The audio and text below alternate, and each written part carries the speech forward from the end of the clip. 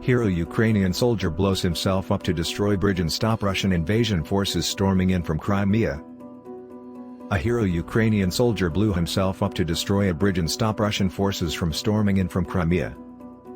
Generals hailed the sacrifice of Vitaly Skakun Volodymyrovych for halting a column of Russian tanks at Henichesk, in the southern Kherson region. Ukrainian serviceman Vitaly Skakun Volodymyrovych blew himself up to stop a column of advancing Russian tanks. Avalon. The explosion at Henichesk bridge significantly slowed down the enemy, Ukraine's military said. East to west.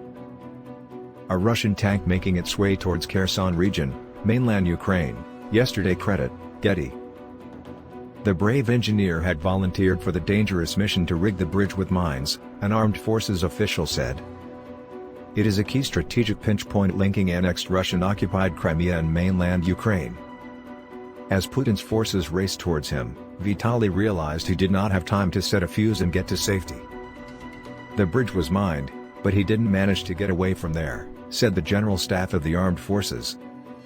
According to his brothers-in-arms, Vitaliy got in touch with them and said he was going to blow up the bridge. Immediately after an explosion rang out. Skakun, a military engineer, was hailed by his comrades for significantly slowing down the advance of the enemy. It also allowed Ukrainian military units to regroup and redeploy its defenses, defense forces said. One military official said, Russian occupiers know that the ground will burn under your feet. Commanders are now looking to award Vitaliy with posthumous honors for his heroic act. The Russian tanks and missile launchers had to take on a longer land route into the southern Kherson province. By last night they controlled much of the region. But fierce fighting raged today in the port of Mariupol and around an air base at Melitopol. Across the county, more than 130 Ukrainian soldiers died on the first day after Putin's invasion army stormed in from the north, east and south. Kiev claimed it had killed or captured 800 Russian troops, destroyed 30 tanks, and shot down 7 warplanes on the first day. Today it said Russia had lost 2,800 personnel, 17 planes and choppers, 80 tanks and more than 500 other vehicles. Defense forces have put up a staunch resistance, UK military analysts said. Russian columns were said to be bogged down in the eastern Kharkiv region, which saw a second day of heavy battles today.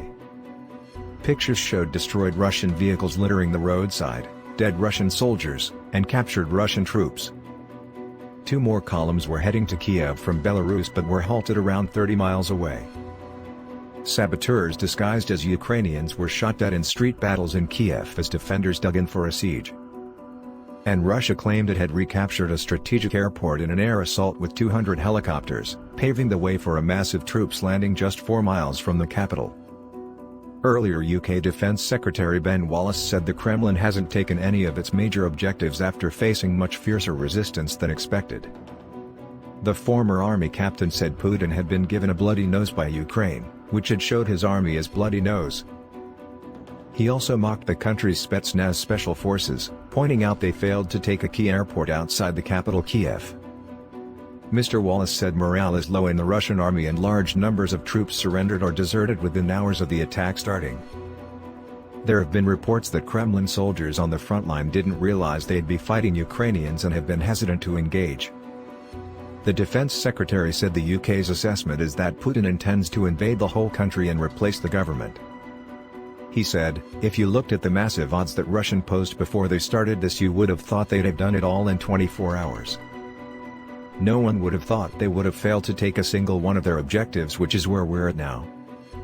That's contrary to great Russian claims and President Putin's vision that somehow the Ukrainians would be liberated and flocking to his cause.